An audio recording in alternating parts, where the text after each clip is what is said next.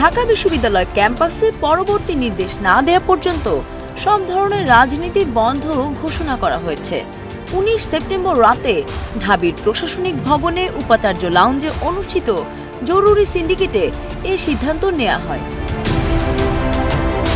কয়েকজন সিন্ডিকেট সদস্য গণমাধ্যমকে বলেন, আজকে মিটিংয়ে ক্যাম্পাসের ভেতরে পরবর্তী নির্দেশনা না দেওয়া পর্যন্ত ছাত্র, শিক্ষক, কর্মকর্তা, কর্মচারীদের সকল প্রকার রাজনীতি নিষিদ্ধ করা হয়েছে।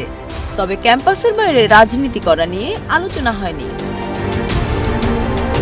এদিকে বৈষম্য বিরোধী ছাত্র আন্দোলনের অন্যতম সমন্বয়ক সার্জিস আলম ফেসবুকে লিখেছেন, ঢাকা বিশ্ববিদ্যালয়ে সব প্রকার রাজনীতি বন্ধের সিদ্ধান্ত, নতুন এক বাংলাদেশ সৃষ্টির অগ্রযাত্রা শুরু হোক আজ থেকেই।